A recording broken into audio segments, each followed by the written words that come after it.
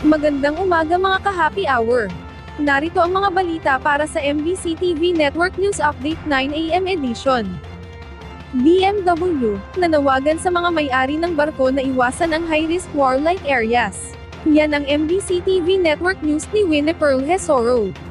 Kasunod ng direktiba ni Pangulong Ferdinand Marcos Jr. na tiyakin ang kaligtasan ng mga Pilipinong marino, muling nanawagan ng Department of Migrant Workers sa ship owners at mga licensed manning agencies na umiwas sa mga mapanganib na ruta lalo na sa Red Sea at Gulf of Aden. Ito ay kasunod ng nailigtas na 17 Pilipinong tripulante ng isang bulk carrier na tinangkang lusubin ng mga armadong lalaki sakay ng maliliit na bangka, ang MV Magic Seas, isang Liberian flag vessel, habang naglalayag ito sa 51 nautical miles mula sa baybayin ng Yemen. Ayon kay DMW Secretary Hans Leo Kakdak, ang direktiba ay alinsunod sa Department Order No. 1 Series of 2024 na naglalayong protektahan ng mga marino laban sa tumitinding insidente ng pag-atake at pagdukot sa mga barkong dumaraan sa nasabing lugar. Dagdag pa niya, dapat iulat ng mga ship owner at manning agencies ang schedule ng mga biyahe ng barko at kung sino-sino ang mga Pilipinong sakay nito sa kanilang welfare monitoring system.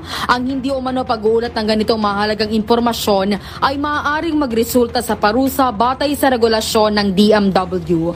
Binigyang din ni Kakdak na hindi mag-aatubili ang kagawaran na magpatupad ng legal na hakbang laban sa mga lumalabag. Patuloy namang minomonitor ng DMW ang sitwasyon at nakikipag-ugnayan sa ibang ahensya para matulungan ang mga marino at kanilang pamilya. Nakipag-usap na rin ang DMW sa mga apektadong pamilya upang maipaabot ang tulong at mga update.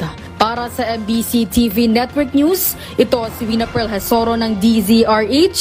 Una sa Pilipinas, una sa Pilipino.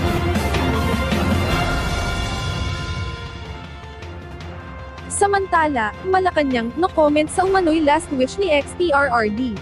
Tumangging magkomento ang palasyo ng Malacanang sa umano'y huling habilin o last wish ni dating Pangulong Rodrigo Duterte. Ibinahagi kasi ni Vice President Sara Duterte na nais ng kanyang ama na makremate kung saan ito mamamatay at abo na lang ang iuuwi sa bansa. Sinabi ni Palace Press Officer Undersecretary Claire Castro na ang nasabing pahayag ay usaping pampamilya. Diit ni Castro, desisyon anya ng pamilya Duterte kung ano ang kanilang gagawin. Nauna nang sinabi ni Elizabeth Zimmerman, dating misis ni Duterte, na halos butot balat na ang dating Pangulo. Ayon kay Zimmerman, bagamat maayos naman ang kalusugan, ay malaki ang ibinagsak ng katawan ng dating presidente. At yan ang mga balita para sa MBC TV Network News Update 9 AM edition. Abangan ang mga susunod na balitaan mamaya para sa 10 AM edition.